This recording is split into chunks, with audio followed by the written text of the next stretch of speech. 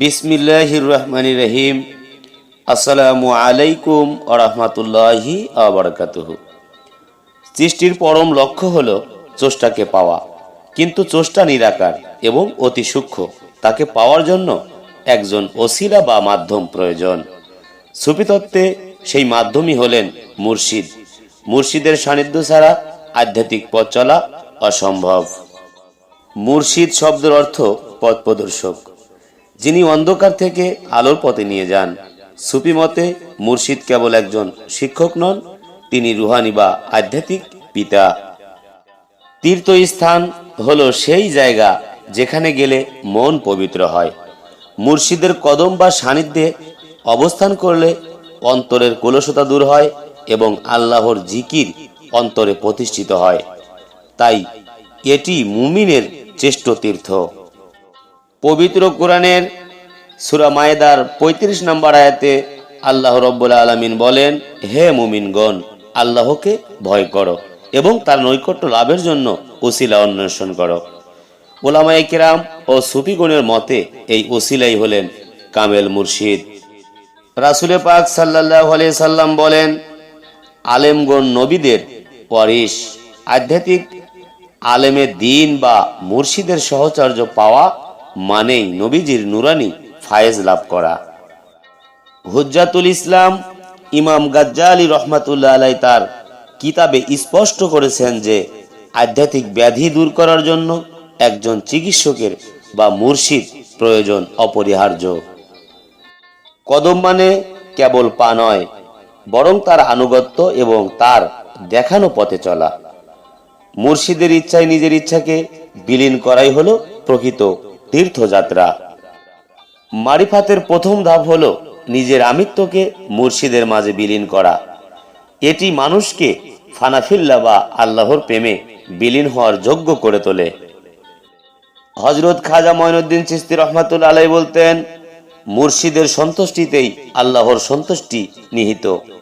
তার কদম মোবারকের ধূলিকণা পৃথিবীর সমস্ত ঐশ্বর্যের চেয়েও মূল্যবান। হাজার বছর ইবাদত করেও যা হাসিল হয় না, একজন কামেল পীরের এক নজর দৃষ্টিতে তা সম্ভব। একেই বলা হয় নজরে এনায়েত। মানুষ একাকী পথ চললে শয়তান তাকে বিভ্রান্তি করে, কিন্তু মুর্শিদের হাতে বায়াত হলে সেই হাত নবীজির হাত হয়ে আল্লাহর কুদরতি হাতের সাথে যুক্ত হয়। পীরের প্রতি মহব্বত বা ভালোবাসা যত গভীর হবে, আল্লাহর মারিফাত তত দূরত্ব অর্জিত হবে। এই ভালোবাসাই হলো আসল ইবাদত। মুর্শিদের নির্দেশিত তরিকায় জিকির ও ফিকির করা। বিনা নির্দেশে কোনো আমল আধ্যাত্মিক পথে ফলদায়ক হয় না। মুর্শিদ হলেন সেই চাবিকাঠি যা দিয়ে অন্তরের বন্ধ দরজা খোলা হয়। তার কদম আঁকড়ে ধরাই মারিফাতের মূল চাবিকাঠি। চিশতিয়া তরিকা হলো এশকে এলাহি বা প্রেমের তরিকা।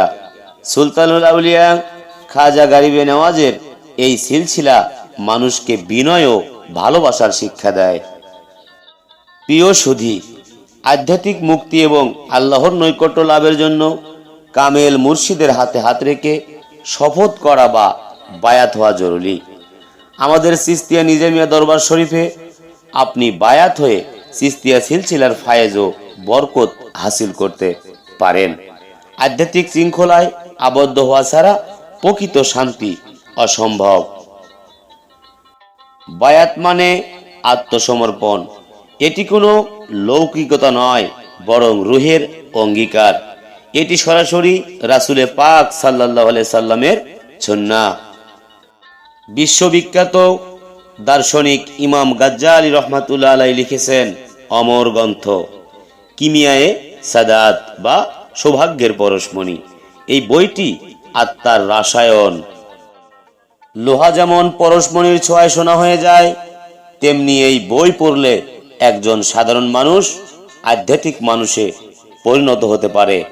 এতে আত্মজ্ঞান ও খোদা পরিচিতির অদ্ভুত সমন্বয় রয়েছে। ইমাম গাজ্জালি রহমাতুল্লাহ আলাইহি বলেছেন, যে নিজেকে চিনেছে সে তার প্রতিপালককে চিনেছে। কিমিয়ায়ে সাদাত আপনাকে আপনার নিজের সত্তার সাথে পরিচয় করিয়ে দেবে। এই কিতাবে দুনিয়ার মোহ ত্যাগ করে আখিরাতের পথ সংগ্রহের বিজ্ঞানসম্মত ও আধ্যাত্মিক পদ্ধতি আলোচনা করা হয়েছে।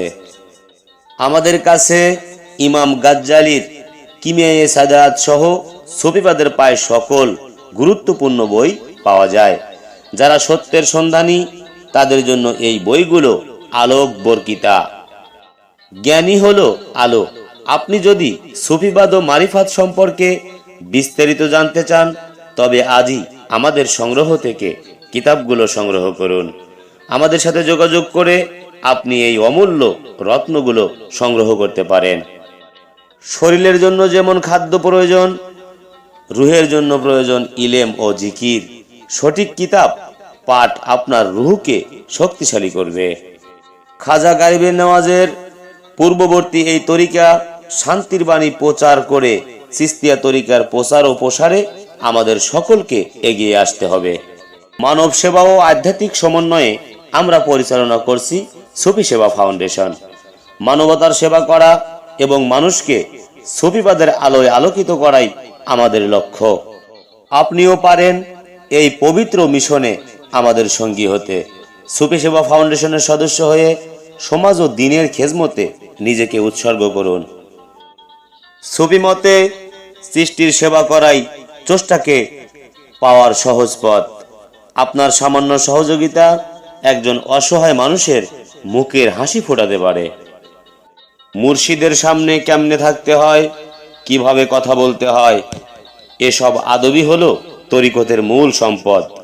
বেআদবে নসির আর আদবে নসিব।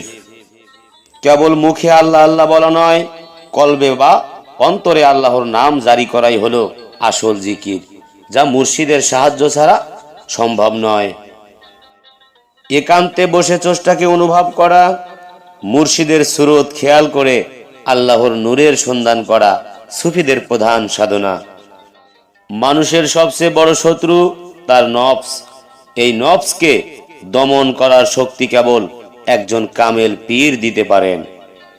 মুর্শিদের কদমে বসে অতীতের গুনাহের জন্য লজ্জিত হওয়া এবং নতুন করে জীবন শুরু করাই হলো প্রকৃত তওবা।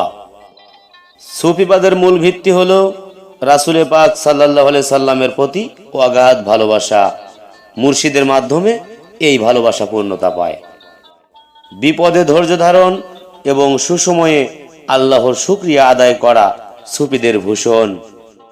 আধুনিক মনস্তত্ত্ব যেখানে ব্যর্থ, তাসাউফ বা সুফিবাদ সেখানে মানুষকে মানসিক প্রশান্তি ও আধ্যাত্মিক শক্তি প্রদান করে। অলিগণের অলৌকিক ক্ষমতা তাদের আল্লাহ ভীতির ফল।